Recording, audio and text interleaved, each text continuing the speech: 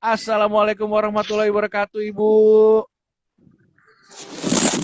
Waalaikumsalam warahmatullahi wabarakatuh. Apa kabar, Ibu? Pakar, Alhamdulillah sehat. Gimana Mas Alhamdulillah Alfa? sehat. Saya juga sehat, alhamdulillah, Ibu. Gimana di sana? Jam berapa sekarang di sana, Bu? Sekarang ini jam 10 pagi, 10 cuaca pagi. cerah Saya di pikir luar. saya Iya, pikir jam 8, jam 9. Ternyata jam 10 ya. 10 pagi. Ya, kita ada beda hampir Oke. 10 jam ya. Iya. Ibu, berarti kalau jam 10 pagi udah masuk kerja, Bu? Ya, betul. Oh, berarti tetap masuk kayak biasa, Bu? Mohon maaf, Ibu, terputus tadi. Jauh soalnya ya. Nggak apa. Iya, betul.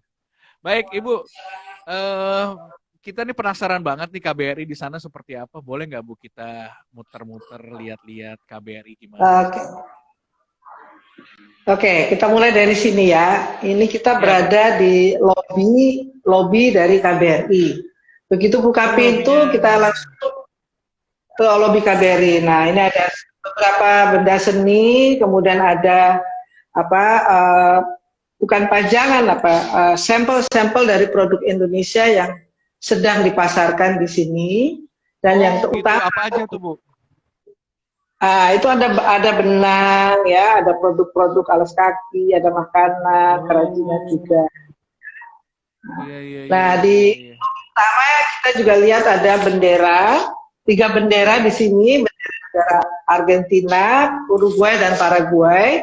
Karena saya adalah duta besar Republik Indonesia untuk Argentina, merangkap Paraguay dan Uruguay yang berkedudukan di Buenos Aires. Nah, Luar biasa. itu tadi juga pasti ada bendera Indonesia dan bendera ASEAN karena memang kita sekarang adalah member dari ASEAN dan sejak beberapa tahun yang lalu memang kita wajib memasang bendera ASEAN. Ayo kita lanjut ke ruang berikutnya, ini ruang tamu ya. Nah, ini ada dua loket, satu loket biasa ya, untuk tamu-tamu umum, yang satunya lagi loket konsuler untuk pelayanan dokumen-dokumen perjalanan bagi WNI maupun WNA. Ya. Nah, ini ada ruang lobi kecil, ada sedikit perpustakaan, ya, ada lift. Kemudian kita lewat kemari, kita naik tangga sedikit ya. Oh ya, di belakang sini ada musola. Ya, Oh, ada musola juga. ada musola juga. Ya. Bu, Nah, suasana inilah. pagi-hari di sana seperti apa Bu? Sekarang karena sudah mulai dibuka sedikit lockdownnya, jadi agak mulai rame.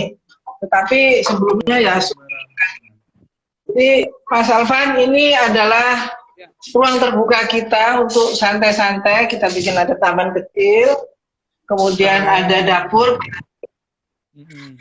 keren ya. Wah, Ada bisa masak tanamannya lagi gitu. gitu, Bu. Iya. Bisa masak, jadi memang kita makan siang di sini. Mm-mm. Nah, ini mau saya ajak sekarang teman-teman mahasiswa untuk melihat Ya. ruangan kerja. Perwakilan atau diplomat itu punya tugas macam-macam, salah satunya adalah reporting, representing, negosiasi. Nah, ini Pak Waduh. Emil, sekretaris satu. Halo. Ya. Halo Pak Pak Bro. Emil, nah, Pak Emil ini bertugas untuk melayani perlindungan warga negara Indonesia dan isu-isu kekonsuleran. Ya. Oke. Kemudian ini ada Pak Haris.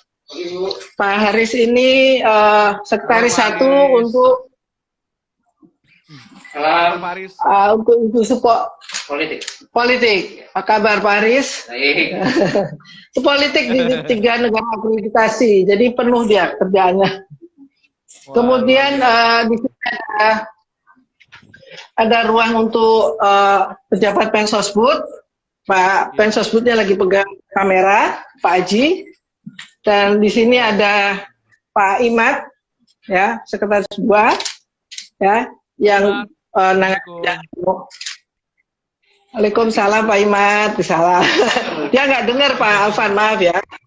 Oh iya Kemudian iya. ruang ruang rapat kecil, bukan ruang rapat ya, ruang tamu kecil ya. Wah, Ini keren biasa banget, Bu.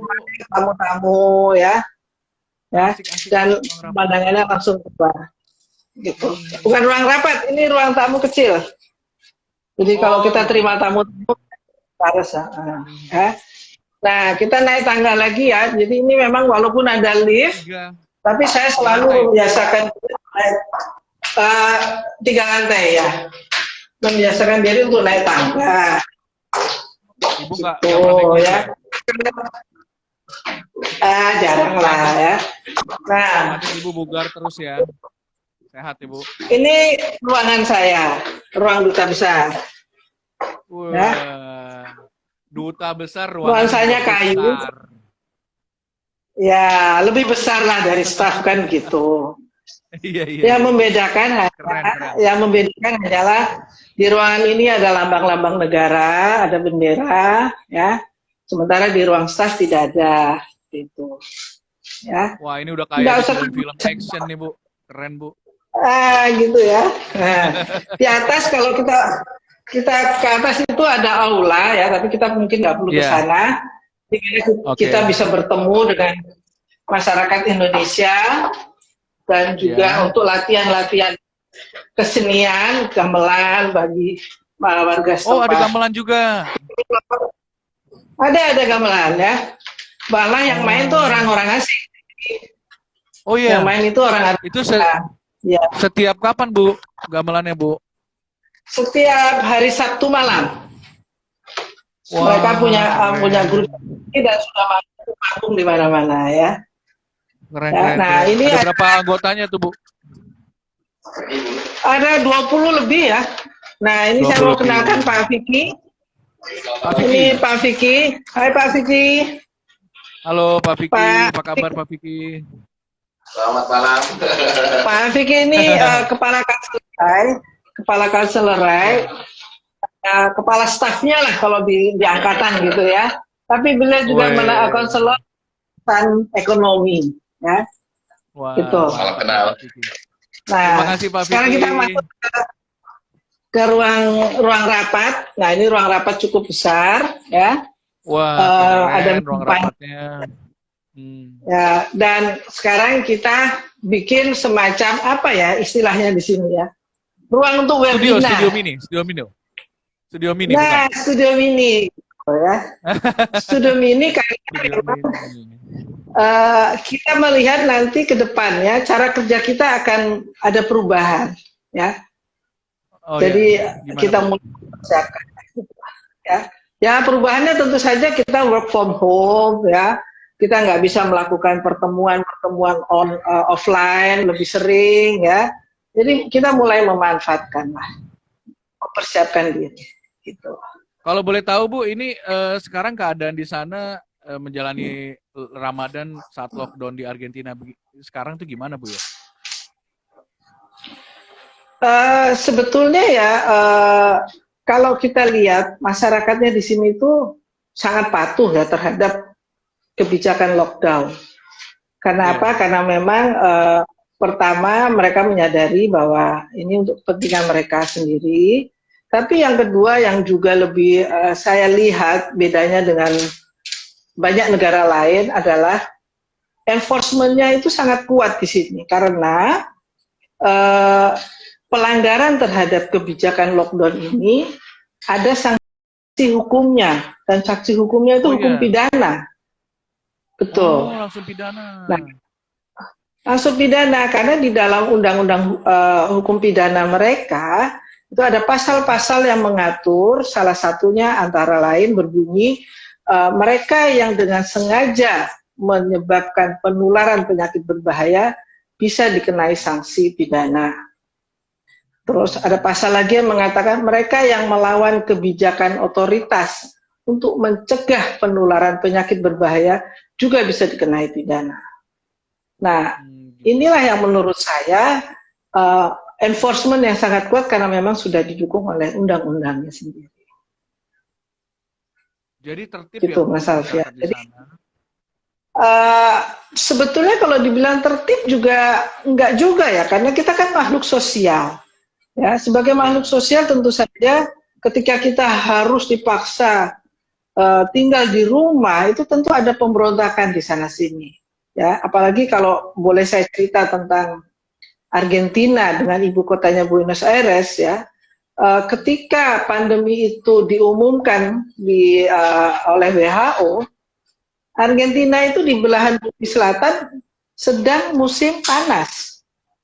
Nah, musim panas itu musim orang di luar, musim orang melakukan aktivitas, tidak ada yang di dalam, ya. Dan mereka sekarang harus Ya. dipaksa masuk ke rumah. Tentu saja ini apa nama istilahnya situasi yang sangat tidak diharapkan. Jadi yang saya baca, ya walaupun ada enforcement yang kuat, pelanggaran-pelanggaran terjadi juga. Ya. Ada Hmm. sekitar hampir kalau saya nggak salah itu hampir 6 juta orang yang diberi surat peringatan ya Oh karena ya. pelanggaran ringan. Ya, tetapi ada juga yang pelanggarannya cukup berat sehingga mereka harus dibui antara 6 sampai 2 tahun. Ya. Jadi bukan sesuatu yang langsung diterima apa namanya dengan senang hati. Ada perlawanan-perlawanan karena kita memang uh, manusia biasa ya. Nah, ada juga yang tidak bisa terima dan sebagainya. Jadi Jadi kurang suasananya lebih tidak seperti gimana mirip Mas? di Indonesia juga ya, Bu?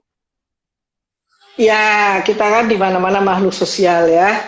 Tentu saja ada pertimbangan-pertimbangan masing-masing ya, dan kita nggak bisa langsung di lockdown seperti itu. Kalau menurut saya, tetapi sebagai makhluk sosial kita juga harus mempunyai pertimbangan sosial kepada orang lain. Janganlah kita menjadi jalan bagi orang lain untuk tertular. Gitu. Pelan-pelan Nah, memang. Tapi saya lihat betul, Bu. cukup berhasil. Tapi sekarang sudah mulai renggang kan, Bu, di sana ya. Artinya peraturannya di sana sudah mulai dilonggarkan ya, Bu. Ya, ketika lockdown itu diberlakukan tanggal 20 Maret ya, Mhm. pengumumannya itu dilakukan 5 hari sebelumnya. Jadi ada kesempatan untuk sosialisasi.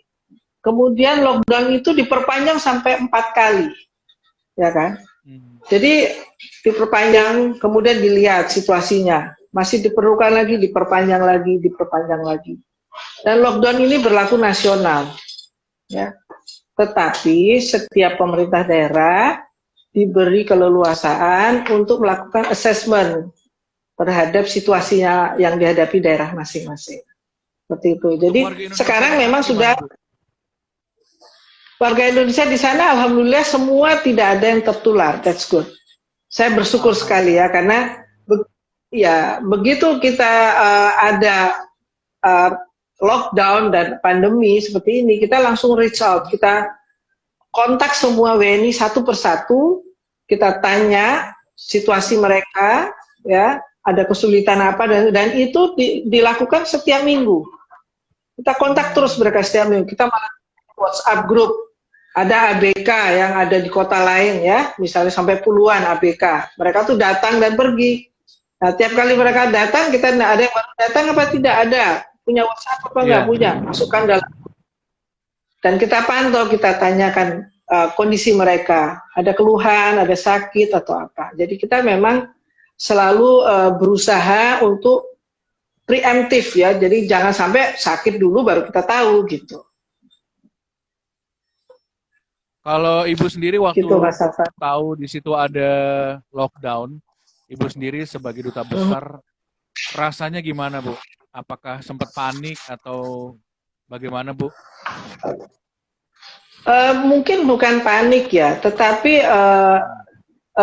sebagaimana yang dialami banyak orang, ini Ya, kan sesuatu yang baru, ya kan? betul. Sangat yang baru. Kita tidak tahu lockdown itu apa sih, kayak begitu, Iya. ya kan? Kemudian kita sebagai institusi diplomatik terkena lockdown apa tidak, ya kan? Karena kita kan punya kekebalan hukum dari peraturan-peraturan setempat gitu. Jadi ini berkecamuk di kepala kita. Terus bagaimana, apa yang harus saya lakukan? Terus saya kan nggak bisa bekerja dan sebagainya. Nah, tetapi kemudian karena lockdown itu artinya seluruh institusi pemerintah juga ditutup, berhenti bekerja, kemudian di pusat juga menyarankan atau memerintahkan kita untuk work from home. Nah, itulah mulai tertata kita. Kita tetap operasional, tetapi cara kerjanya saja yang berbeda, begitu. Ada memang di awal-awal kita sedikit bukan panik, tetapi bingung mau cari infonya kemana. Nah, alhamdulillah saya juga punya jejaring yang cukup baik bersama teman-teman duta besar lainnya maupun kamar dagang di sini. Kita bertanya, what you gonna do with this lockdown situation, gini-gini. Nah, disitulah kita bangun kembali metode-metode kerja yang akan kita lakukan. Komunikasi tetap kita lakukan bersama teman-teman staff dan juga counterpart kita di luar. So, intinya adalah kita tidak berhenti bekerja. Hanya caranya kita beda. Jadi sempat juga work from home saat diganti-ganti ya Bu, misalnya seminggu work from home atau berapa hari work from home terus kerja lagi atau gimana Bu? Gini, kalau di KBRI Buenos Aires ya, ketika fase pertama itu banyak sekali yang dilarang oleh pemerintah. Hanya orang-orang dengan pekerjaan dan status tertentu yang dibenarkan keluar rumah. Nah, saya juga berpikir virus kan nggak kenal status ya. Walaupun kita punya kekebalan diplomatik, virus kan nggak tahu kalau kita kebal. Jadi saya mulai lakukan kebijakan dengan meminta seluruh staf semuanya tanpa kecuali work from home, tetapi ada yang piket.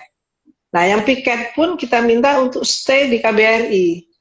Nah, mereka yang piket adalah mereka yang masih single, ya.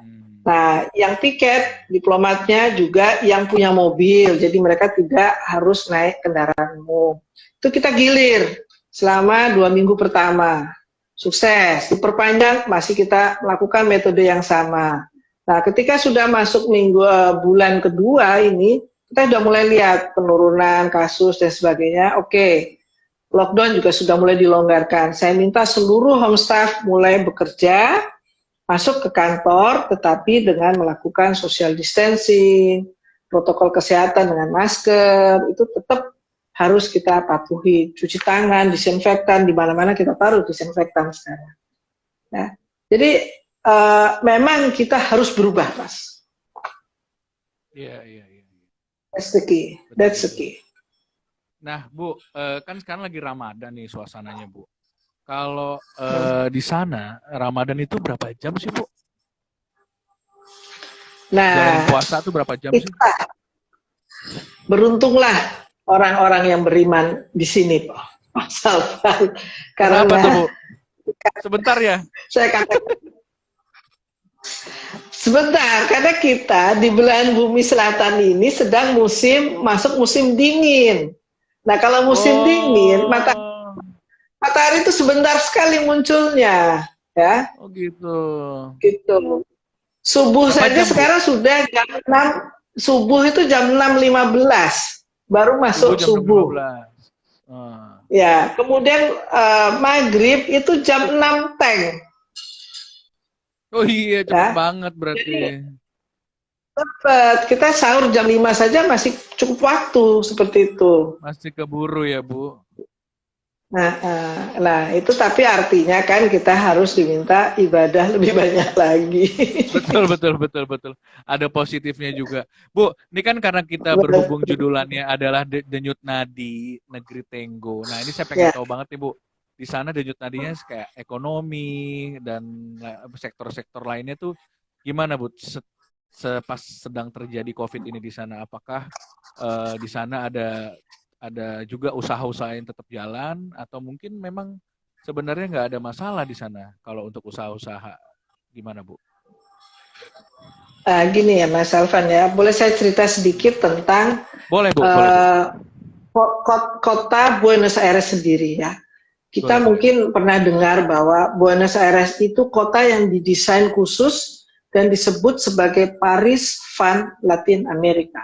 Ya. Ya. Jadi di sini itu kotanya sangat teratur. Kita dikepung depan, belakang, kiri, kanan dengan taman-taman yang luas, dengan pohon-pohon yang besar, dan gedung-gedung besar yang memang sudah ada sejak mungkin ada yang ratusan tahun yang lalu. Ya. Dan itu terpelihara. Terlepas dari itu, juga banyak sekali fasilitas-fasilitas publik di sini. Misalnya, untuk sepeda di taman, jogging, ada. Kemudian di taman pun selalu ada yang namanya mini gym, ya. Jadi ada semua di seluruh taman. Kemudian juga ada klub-klub kebugaran atau klub-klub olahraga. Misalnya klub tenis. Kenapa Buenos Aires bisa sampai punya Buenos Aires Open? Ya karena dia punya tradisi tenis lapangan yang memang sudah mendarah daging, punya klubnya sampai sekarang. Lapangan tenis itu yang terbuka untuk publik di mana-mana. Belum lagi lapangan bola. Lapangan bola, hampir di seluruh tempat itu banyak lapangan bola. Karena memang di sana tempatnya atlet-atlet sepak bola yang terkenal kan, Bu? Maradona, Betul, dan Messi. tenis juga ada. Kita juga tahu di tenis juga ada sahabat ini ya. Nah, yang saya mau ceritakan di sini adalah tadi denyut kota Buenos Aires, denyut nadi kota Buenos Aires sebelum COVID itu adalah very ekspresif, ya kan? Sangat ekspresif. Mereka selalu berkegiatan di luar ruang, ya. Kalau nggak olahraga, ya. Mereka juga pasti ada yang namanya restoran dan kafe-kafe sebagaimana layaknya kota Paris. Ya, duduk di luar, minum teh. Setiap sore itu ada tradisi merenda. Minum-minum kopi cantik sambil makan kue. Asik. Ya. Itu, disitulah tempat orang bertemu. Dari mulai jam 5 sampai jam 7 malam gitu. Kemudian nanti jam 9 sampai jam 12 itu mereka mulai dine out di restoran-restoran, ya. Dan restoran itu jangan dibilang restoran yang kecil, restoran itu bisa yang kapasitas kursinya itu bisa 100, itu bisa selalu full tiap malam. Ya. Betul, ya. Denyut nadi yang lain juga kalau weekend itu taman-taman itu penuh dengan orang-orang tua muda berolahraga, ya. Belum lagi orang-orang punya kebiasaan yang disebut parisa. Ya, parisa itu barbecuing. Barbecue. Kan tahu kan Argentinian beef itu kan juga terkenal empuknya. Ya. Cara masak mereka itu bukan dipanggang di atas arengnya langsung, tapi jauh miring seperti gini. Ya seperti Indian, zaman Indian gitu. Mengelilingi api unggun. Jadi bisa sampai 6 sampai 7 jam mereka panggangnya. Benar-benar empuk ya, Bu. Tapi tadinya empuk. Nah, dengan situasi seperti ini, ketika ada pandemi, 3 Maret itu baru kasus pertama yang ditemukan di Argentina. Karena dia adalah warga negara Argentina yang baru pulang dari liburan dari Eropa. Itu masih tenang-tenang saja di sini. Tetapi ketika WHO mulai menetapkan itu sebagai pandemi, pemerintah langsung bergerak cepat, lockdown total, karantina total, ya. Mereka mengeluarkan seperti Perpu, ya, peraturan pemerintah pengganti undang-undang yang menetapkan seluruh wilayah Argentina adalah karantina total. Taman-taman nasional, pernah dengar ini kan, geyser yang ada di selatan, salju abadi, ya, itu pengumumannya besok tutup. Itu pengumumannya baru hari ini. Nah, kita sempat juga mengalami warga negara kita ada berapa belas di sana terpaksa harus pulang ke Buenos Aires, tapi kebetulan karantinanya juga total. Artinya penerbangan pun langsung tutup, penerbangan domestik. Jadi kita montang-manting cari cara supaya mereka bisa terbang ke Buenos Aires dan pulang langsung ke Indonesia the next day-nya. Nah, interaksi sosial ini berubah, denyut nadinya Argentina itu tentu saja berubah dengan adanya pandemi ini. Ya. Restoran yang tadinya penuh langsung tutup, Mereka kalau berani jualan, dendanya luar biasa dan pidana. Ya. Mereka yang biasa bepergian untuk misalnya belanja, tetap boleh, tetapi nggak boleh naik mobil, hanya boleh jalan kaki, dan itu hanya radius 500 meter. Polisi di mana-mana untuk ngecek, coba lihat KTP-nya gitu. Wah, rumah kamu jauh dari sini, kenapa kamu belanja sampai ke sini? Itu udah langsung dapat peringatan. Nah, jadi memang sektor-sektor ekonomi ini sangat terpukul dengan adanya pandemi. Argentina itu kan ekspresif ya, makan di luar. Jadi roda perekonomian UKM, restoran kecil, yang petani-petani pun sangat terpukul. Ya. Nggak beda dengan banyak negara yang lain. Tetapi memang di sini karena budayanya ekspresif seperti itu, jadi rasanya kok gimana gitu, aneh lihat jalanan tuh sepi. Ya, restoran yang tadinya selalu sampai meluber ke jalan-jalan, orang duduk-duduk, itu sekarang kosong. Jadi denyut nadinya sekarang melemah. Apalagi kalau Mas Afan mengikuti kondisi perekonomian Argentina, ya. Ekonomi Argentina ini memang sedang mengalami krisis yang sangat berat. Mereka punya hutang yang cukup besar di IMF, hampir 56 miliar dolar, dan itu memang masalah besar bagi pemerintah Argentina saat ini. Nah, itu Bu, Mas Alfian. cukup menarik ya Bu yang terjadi di sana. Namun waktu lockdown itu terjadi, untuk masyarakat sendiri, misalnya mau pesan makanan, itu kan tadinya kan biasanya keluar aktif gitu kan ya. Di sana ada kayak pesan makan online gitu nggak sih Bu? Kalau kayak di Jakarta tuh kayak semacam GoFood gitu, di sana ada nggak sih Bu? Ya,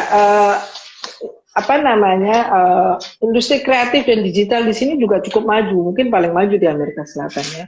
Ada, kalau nggak salah ada 3 layanan seperti itu, ada Pedidosia, ada Rappi, sama Glovo. Jadi tiga aplikasi ini ya, 3 aplikasi ini bisa kita gunakan untuk pesan makanan ya kepada restoran-restoran ya. Nah, lucunya lagi ya, kalau kita datang ke restoran, kemudian kita pesan gitu, nggak dilayani. Kamu harus pesan melalui aplikasi, baru dilayani. Oh, gitu. Jadi udah kerjasama ya? Udah kerjasama, hanya melalui aplikasi gitu. Jadi kalau lucu juga, kita pernah ke Kentucky Fried Chicken, pesan, oke, mana pesanan kamu? Saya belum pesan, saya baru mau pesan. Oh, kamu harus pesan dulu online. Jadi kita keluar lagi, belum masuk sih, keluar lagi di depan KFC-nya lah kita pesan gitu. Pakai handphone. Ya, ada.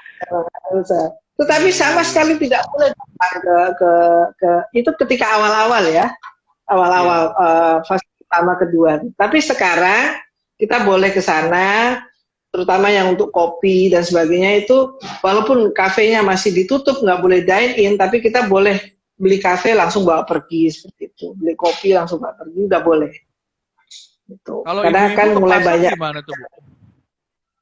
Kalau ibu-ibu kalau ke pasar di sini nggak ada pasar basah ya. Di sini semua pasarnya kering, jadi ada supermarket ya. Jalan kaki kita hanya boleh jalan kaki. Karena dicek kamu rumahnya di mana, kenapa kamu kok belanjanya jauh sekali. Putar balik kalau ketahuan. Oh, sampai sebegitunya ya? Sampai sebegitunya, putar balik kayak begitu. Nah, Bu, ya. Kan yang tadi Ibu sampaikan kan di sana kan juga terkenal dengan tenis, sepak bola. Itu ke liga-liganya itu gimana nasib-nasibnya, Bu? Itulah yang agak sedikit mungkin membuat banyak orang sedih juga ya. Karena mereka sudah biasa berolahraga, nonton, itu liga itu kan di sini juga sangat aktif ya. Liga bola Amerika Selatan juga ada. Nah, tentu saja itu semua tutup sekarang, liga dihentikan ya. Tetapi saya baru aja baca kemarin karena fasenya sudah masuk fase yang lebih longgar, sudah akan mulai dipikirkan untuk membuka training-training, tapi dalam kelompok-kelompok kecil ya, untuk bola, untuk apa gitu. Tetapi belum diputuskan. Tetap masih pertandingan masih tutup. Itu 2 stadion utama di sini, Boca sama bola satu lagi La Boca sama River Plate, itu 2 musuh bebuyutan kayak Persebaya sama Persija kali ya kalau di Indonesia.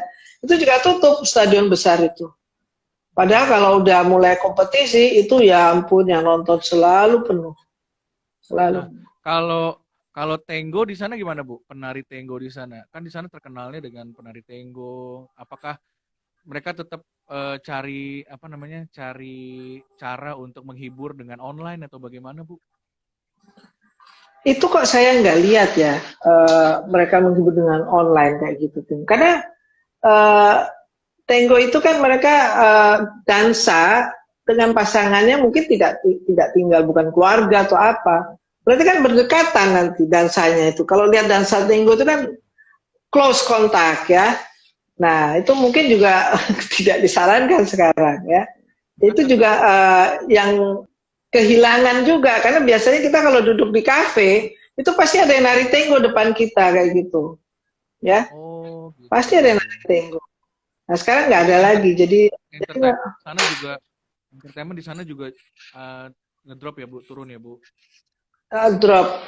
Bahkan ketika pandemi baru diumumkan, kemudian lockdown baru akan diberlakukan 5 hari kemudian, itu semua kegiatan yang melibatkan massa yang besar itu langsung dilarang.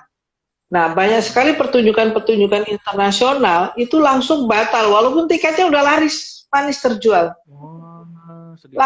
Langsung batal, nggak boleh lagi seperti itu. Mumpung sekalian, Ibu, kan kalau lagi keadaan begini, otomatis kan masalah hubungan antara Argentina dengan Indonesia juga ada perubahan kan? Itu berubahnya di apa saja tuh, Bu?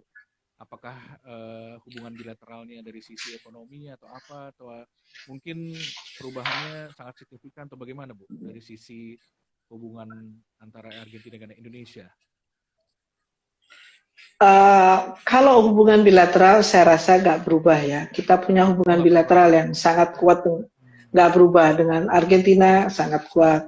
Bahkan kalau kita lihat ya kan, Presiden juga masih menghadiri virtual summit G20 di mana Presiden Argentina juga ikut. Nah sebelum-sebelumnya juga Menteri Luar Negeri juga selalu melakukan pertemuan-pertemuan di sela-sela pertemuan PBB atau pertemuan internasional lainnya dengan Menlu Argentina.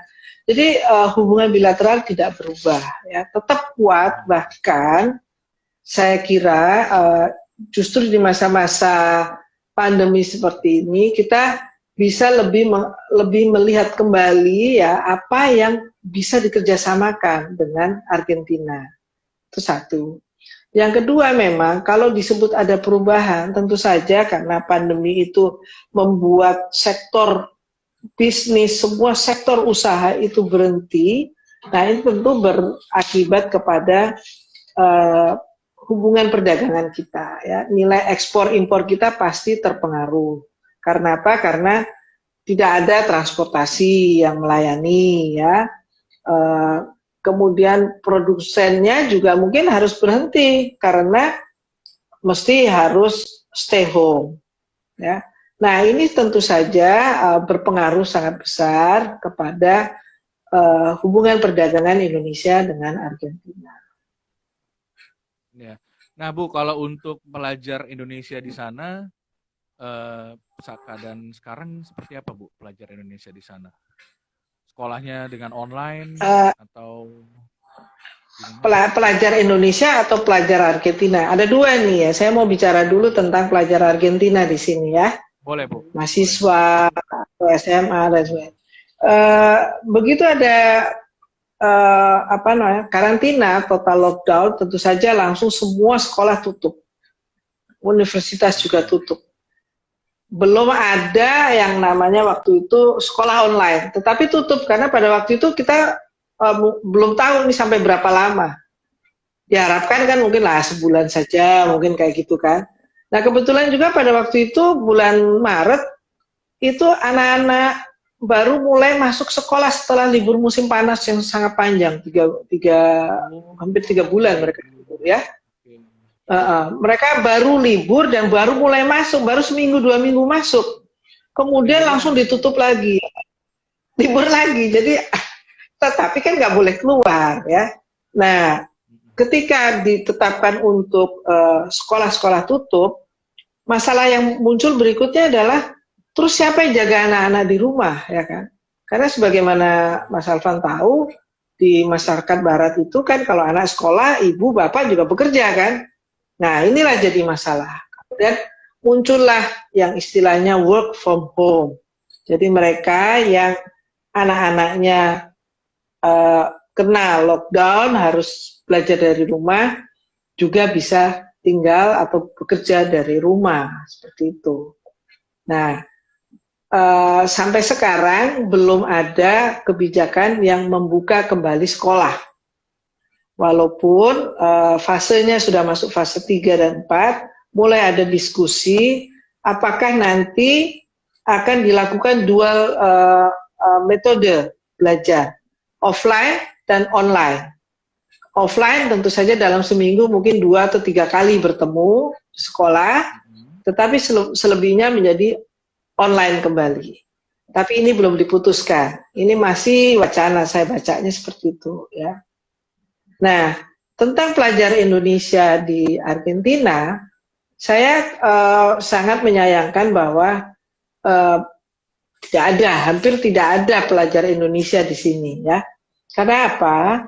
Karena memang baru-baru saja tahun 2019 yang lalu kita mempunyai yang namanya Memorandum of Understanding atau perjanjian bilateral di bidang pendidikan tinggi.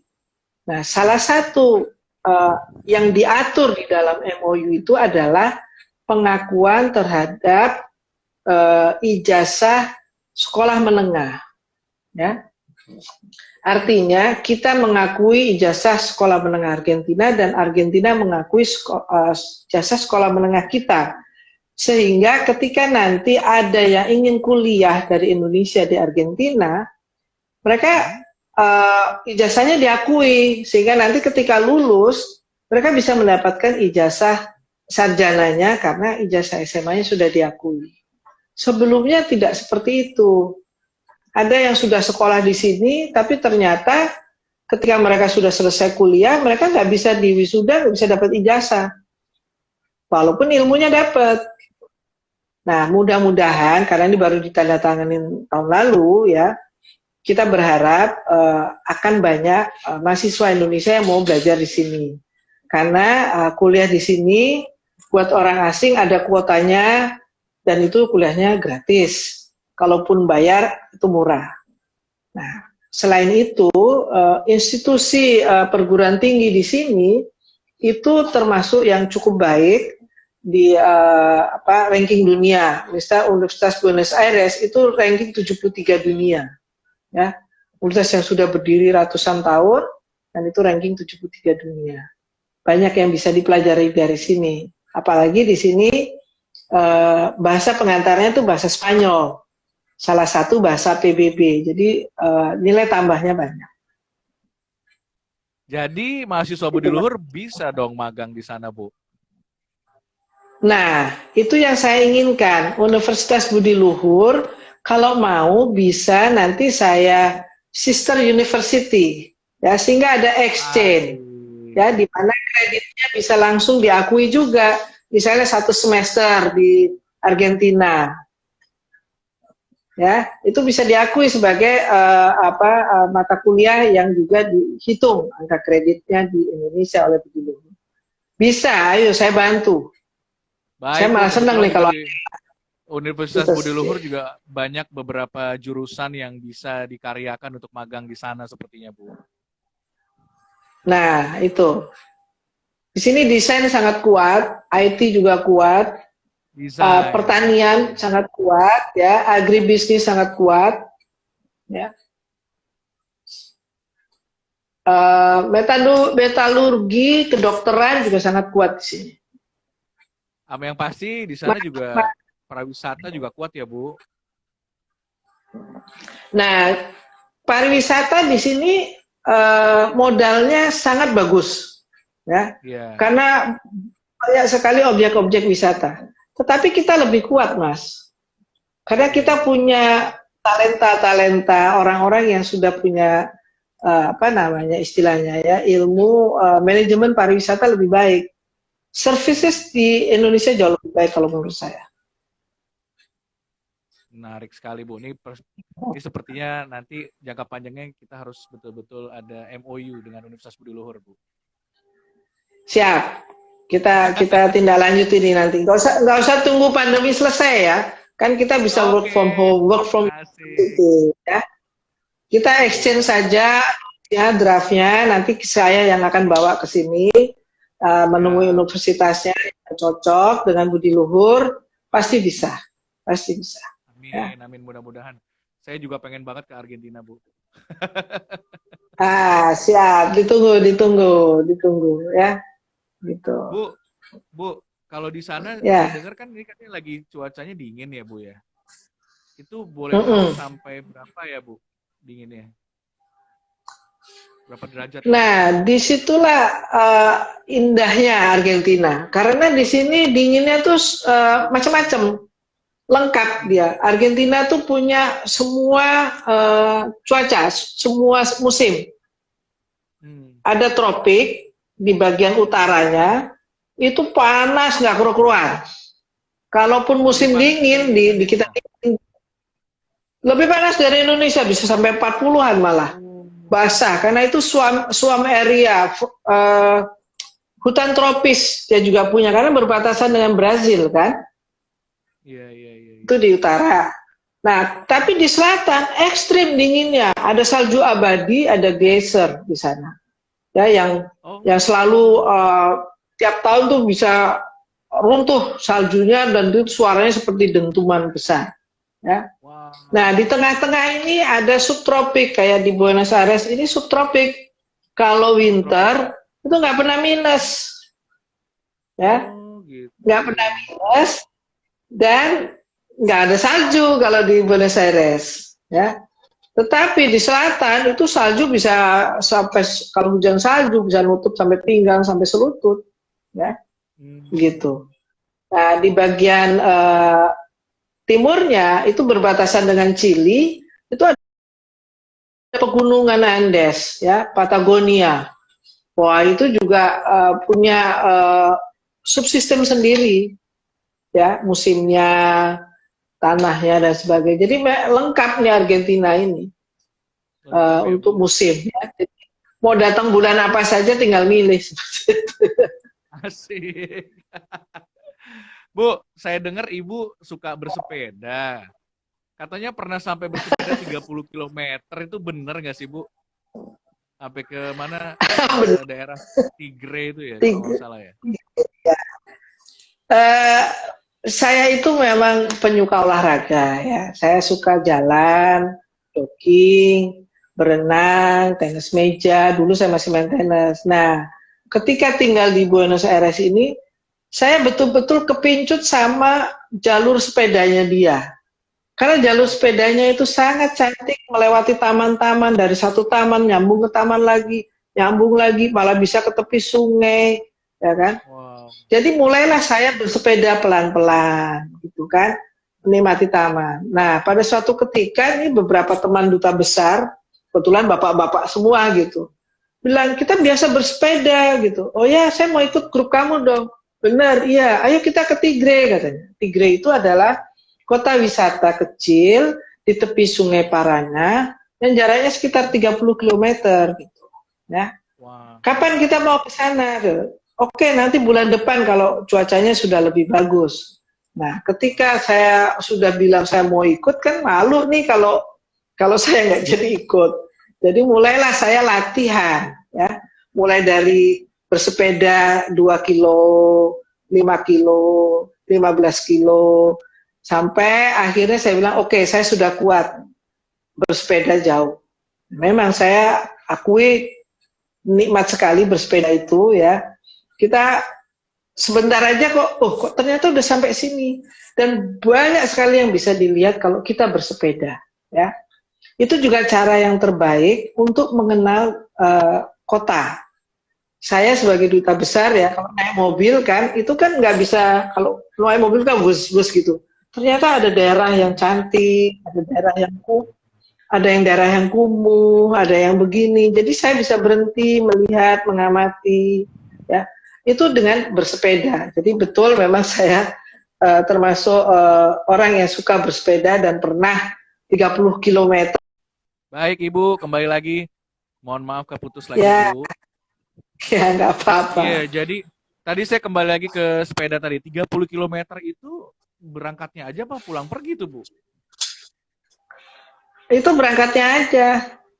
Ya ampun Ibu, berarti 60 km dong. Luar biasa.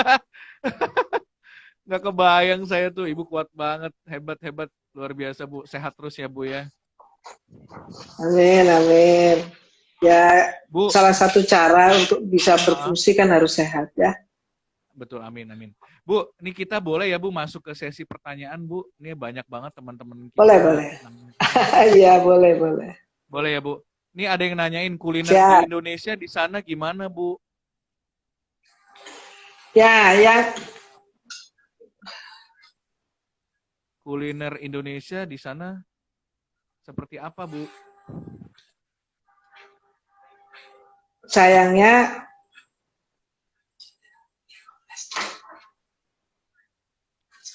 sayangnya Kuliner. ya ya oke, kuliner. Sayangnya di sini itu belum ada restoran Indonesia. Tetapi Wah. mulai tahun lalu kita sudah mulai melakukan yang kita sebut adalah Festival Gastronomi Indonesia dengan melibatkan restoran-restoran yang ada di Buenos Aires. Tujuan kita adalah paling tidak ada menu-menu Indonesia yang mulai mereka sajikan di restorannya. Nah, ternyata sudah ada, seperti misalnya soto Betawi itu ada, nasi goreng juga ada, ya. Nah, itu sudah mulai pelan-pelan kita. Ada gado-gado. Nah, saya malah ngajarin satu restoran ya, itu nasi putih, tapi toppingnya itu ada 3. Kalau mau vegetarian gado-gado, atau rendang, atau opor ayam, gitu. Nah, itu sudah mulai, tetapi ya ini sekarang kita kena lockdown lagi. Kita harus mulai lagi dari awal lagi gitu, bekerja lagi ya. Tetapi yang disukai memang sate di mana-mana ya. Oke. Tapi rendang belum sampai sana Bu ya? Sate. Mereka suka, tetapi waktu kita melakukan festival gastronomi ya, Mas Afan dan teman-teman mahasiswa, jangan membayangkan daging rendangnya itu seperti di Indonesia, yang paling cuma segini gitu kecil ya. Daging rendang yang disajikan ketika kita festival gastronomi itu beratnya itu bisa 200 sampai 400 gram. Gitu. Oh. Jadi kita menyajikannya itu sebagai rendang, kemudian toppingnya bumbunya, kemudian ada nasi cuma sedikit aja. Karena orang sini pemakan daging. Jadi mereka makan dagingnya banyak seperti itu. Ya. Jadi kalau kita menyajikan masakan Indonesia, kita nggak boleh membawa cara kita, tapi kita harus bisa menyesuaikan dengan cara di negara di mana kita mau promosi. Ya gitu. Kalau mereka pemakan daging ya porsinya dibesarin dagingnya. Gitu. Iya baik Bu. Itu juga menarik ya, berarti ada kesempatan kita nih buka warung di sana, warung makan. Exactly, daging murah dan daging enak di sini. Jadi memang harus buka restoran di sini gitu. Ya. Baik, kita lanjutkan pertanyaan berikut boleh Bu? Siap. Tadi ada yang bertanya, jika ada yang terkena COVID, pemerintah di sana melakukan apa untuk keluarga dan juga orang yang terkena COVID di sana? Oke, ini pertanyaan yang bagus sekali ya. Tapi sebelum saya jawab, saya beli backgroundnya dulu ya. pemerintah Argentina sekarang ini adalah pemerintah di bawah partai yang menganut kebijakan sosialis, ya. Nah, sejak dahulu memang Argentina itu arah kebijakannya adalah sosialis, ya, republik, ya. Tapi kebijakan-kebijakan publiknya itu banyak sekali yang dipengaruhi oleh sosialisme. Apa buktinya? Pendidikan di sini semua gratis sampai universitas. Oke. Okay? Kemudian kesehatan itu juga semua gratis. Ya, mau sakit kayak apa juga masuk rumah sakit itu gratis semuanya, ya. Nah, ketika nih pandemi dengan background seperti ini, ya, tentu saja semua yang terdeteksi sakit, pemerintah sejak awal sudah mulai melakukan tes, ya. Ketika fase pertama memang disuruh lockdown dulu, suruh stay home. Tetap kenapa? Karena belum ada alat tes kitnya dan sebagainya. Nah, ketika alat tes kitnya mereka sudah punya, nah mereka mulai melakukan rapid test, ya, secara massal banyak. Nah, mereka yang terkena terinfeksi tentu langsung diisolasi. Mereka juga mendirikan rumah sakit darurat, ya, di beberapa tempat, ya. Keluarga-keluarga yang kurang sejahtera itu ada dapur-dapur umum yang disediakan oleh pemerintah,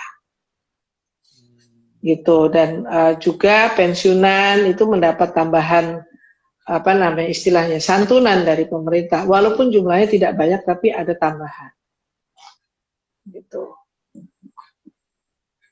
ya. Jadi maksud saya menjawab ini, kenapa mungkin ada yang bertanya, wah kok di Indonesia nggak bisa seperti itu, gitu, ya.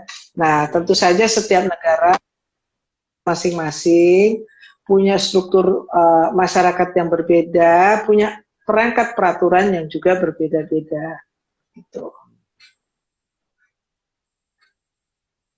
Wah, ini pada bilang di sana enak banget, sejahtera banget, ya. Ada ini nggak, Bu, di sana, Bu? Kalau di sini kan ada PSBB, di sana istilahnya apa, Bu, ya? Di sini istilahnya ya lockdown, karantina total, total karantina. Ya, istilahnya total karantina. Nah, baru setelah fase-fasenya beberapa dilalui, mulai ada kelonggaran-kelonggaran. Tapi istilahnya karantina lah bahasa Indonesianya. Dan itu juga nggak ada informasi sampai kapan? Kenapa? Total karantina ini. Belum ada. Ini yang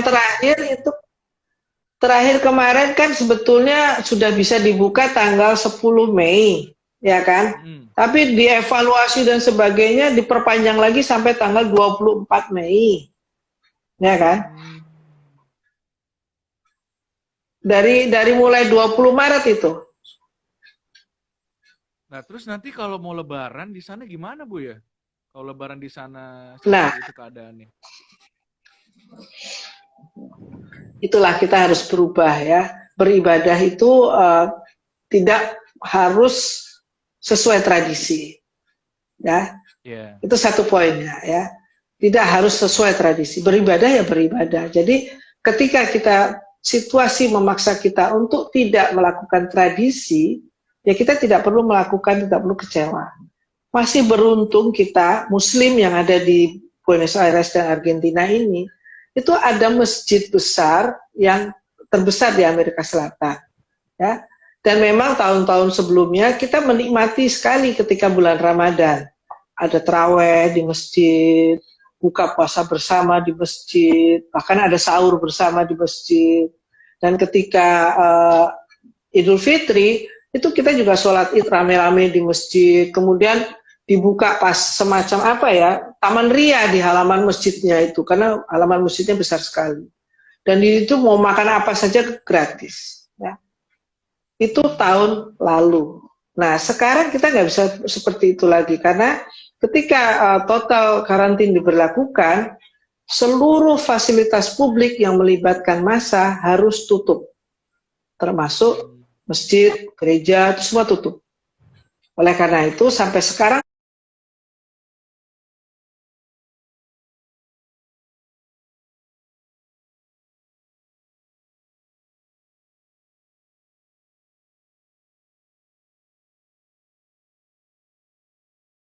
masih tutup.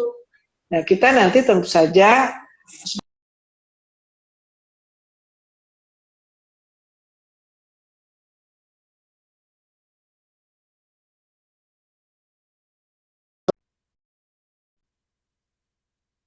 ada KBRI, pertemuan masyarakat gitu. Tapi kalau itu masih juga dilarang, ya mungkin kita tunda ya. Perayaan-perayaan semacam itu kita tunda. Sampai waktu yang memungkinkan, yang membuat kita lebih... Baik, Bu. Ini juga ada pertanyaan dari Anastasia Putri. COVID di sana sudah menurun atau belum, Bu? COVID di sini sekitar 6.000 ya kasusnya. Tetapi yang sehat itu juga sudah hampir 2.000 lebih, ya kan? Nah, yang menarik adalah duplikasi terinfeksi. Tadinya itu tiap 3 hari sekali ada kasus baru, ada kasus baru. Sekarang sudah mulai jarang. Terakhir itu adalah 10 hari sekali, 20 hari sekali, 23 hari sekali. Jadi mulai menurun, memang kurvanya mulai menurun, ya. Tetapi yang perlu diwaspadai, karena kita tinggal di Buenos Aires ya, 80% kasus terinfeksi COVID itu ada di kota Buenos Aires. Ya. Di seluruh Argentina itu kecil, hanya di Buenos Aires dan provinsi Buenos Aires. Ya, seperti kalau Jakarta itu ibu kota, kemudian ada Bogor, Tangerang Selatan, Bekasi dan sebagainya, itu statusnya tinggi semua. Betul. Kasusnya tinggi semua. Karena ya memang kota besar, kota metropolitan, di mana interaksi antar orang dari mana-mana juga sangat tinggi dibanding di daerah-daerah. Ya.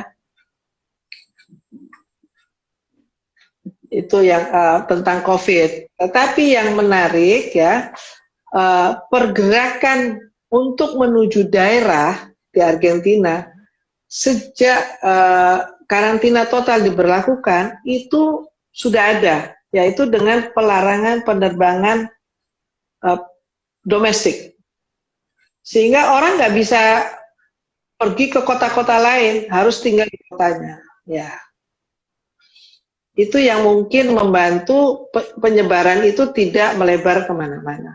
Ya. Bu, ini ada pertanyaan dari Gemi Kilmister. Dia bertanya, tingkat kekerasan di Argentina apakah lebih baik dari Indonesia atau sebaliknya, Bu? Kalau tingkat kekerasan, jambret, copet, wah ini tinggi sekali di sini. Oh, ya kan? Gitu. Kekerasan tinggi sekali ya. Saya juga nggak tahu. Jadi gini ya, tadi pertanyaannya juga ada yang mengatakan, aduh sejahtera sekali ya Argentina seperti itu. Iya. Ada karena sosialisme, semua dibayarin, sekolah dibayarin, rumah sakit dibayarin. Tapi ada dua mata pisau yang harus diwaspadai kalau semuanya gratis, ya kan? Iya. Artinya apa? Itu menurunkan semangat untuk maju. Kalau menurut saya ya buat apa kerja, wong semuanya gratis. Buat apa sekolah? Sekolah gampang-gampangan aja lah. Di sini, oh nanti bolos gini-gini, toh saya juga sekolah nggak bayar, ya kan? Jadi tingkat dropout juga cukup tinggi di sini katanya, ya kan? Jadi karena tingkat dropout cukup tinggi, banyak yang malas-malasan sekolah, ya itu kriminalitas naik kan, jalanan dan minum minuman keras, ya. Cukup tinggi kalau itu yang seperti itu. Jadi cukup ya, juga ya Bu, agak scary juga gitu di sana ya. Iya, jadi memang kita boleh pro dan kontra ya terhadap kebijakan. Misalnya, oh enak ya kalau kesehatan kita nggak perlu bayar, sakit nggak perlu bayar karena dijamin, jaminan kesehatannya 100% kayak gitu ya. Tapi di lain pihak itu juga membuat kita berarti kalau memang 100% ya harus terima apa adanya kan, pelayanan yang diberikan pemerintah, nggak bisa yang lebih baik misalnya gitu. Jadi jangan berharap misalnya kamar tidurnya yang bagus, misalnya seperti itu. Obatnya ya generik semua. Atau pendidikan juga begitu ya. Kalau sini pendidikan sangat bagus ya, tetapi susah untuk bisa misalnya lulus ya, karena mereka standarnya cukup tinggi. Nah itu mungkin juga udahlah proses sekolah atau kerja saja dan sebagainya. Ya, jadi jangan selalu silau dengan situasi yang ada di negara lain. Tapi kita harus belajar terus mensikapinya dan bagaimana kita bisa membuat di Indonesia itu lebih baik dengan mencontoh yang baik tentunya. Nah, kan kalau di Jakarta kan atau di Indonesia kan kita terkenal dengan gotong royongnya kan, Bu. Termasuk dalam menghadapi penyakit ini kita harus gotong royong menghadapinya. Nah, kalau di sana solidaritas dari warga Indonesia itu seperti apa? Apakah sangat guyup banget, sangat apa istilahnya ya sangat dekat gitu ya? Atau mungkin memang di sana tergantung kalau memang kebutuhannya ada baru saling menyapa atau bagaimana? Mas Alvan ya, karena di sini kan masyarakat Indonesianya itu tidak banyak. Di Argentina hanya sekitar 150-an ya, 150 orang. Justru di masyarakat yang sangat kecil ini kita justru lebih guyup gitu ya. Bukan hanya ketika pandemi saja, sebelum pandemi juga kita sangat guyup karena kita punya grup WhatsApp antar ibu-ibu, ya. Kita punya grup WhatsApp dengan masyarakat yang ada di Paraguay, ya. Kemudian kita juga melakukan kegiatan yang melibatkan masyarakat Indonesia. Di sini banyak sekali misionaris-misionaris dari Indonesia yang bekerja di pelosok-pelosok Argentina. Ada juga yang di Buenos Aires. Nah, itu kita libatkan, ya. Kita adakan perayaan Natal untuk mereka, ya, melibatkan masyarakat Indonesia yang Kristiani, ya. Mereka juga datang kalau kita mengadakan acara-acara keagamaan Muslim, ya, buka puasa bersama, ya. Justru jauh lebih guyup. Gotong royong tuh sangat kuat. Kita malah sekarang pada masa pandemi itu kan jadi pada rajin di dapur nih. Jadi kita tukar-tukuran resep. Kita kirim hasil masakan kita kayak gitu. Oh nanti Ibu, nanti saya balas ya Bu, saya mau bikin ini dan sebagainya begitu. Jadi sebetulnya bagaimana kita mensikapi situasi itu yang lebih penting ya. Gitu kan. Ya, bagaimana mensikapinya itu ya. Artinya benar-benar Ibu gitu. Rasakan di sana seperti rindu kampung halaman ya Bu. Di sana sangat sangat gotong royong dan sangat bersaudara. Betul sekali. Ya tentu saja kita juga bersyukur karena teknologi komunikasi sekarang sudah canggih, jadi ada video call dan itu lebih membuat kita lebih nyaman lah untuk bisa berkomunikasi dengan keluarga di Indonesia ya. Dan menariknya juga kita jadi banyak belajar dari Argentina bahwa di sana lebih tertib, lebih mengikuti aturan ya. Kalau di Jakarta, di Indonesia banyak banget yang masih melanggar Bu, terutama kayak mudik gitu ya. Mereka juga masih aja ada yang mudik, padahal udah dilarang gitu kan kalau di sini. Tapi di sana bisa mengikuti aturan. Lagi di sana orang Indonesianya sangat guyup sekali, menarik. Di sini Mas Alvan ya, mereka tertib dengan peraturan untuk karantina itu, karena ada ancaman pidananya. Pidana tadi, ya. Itu bayangin kalau melanggar, itu pidananya tuh 6 bulan sampai 2 tahun kurungan, Mas. Dan itu diberlakukan. Betul-betul. Dan itu betul-betul.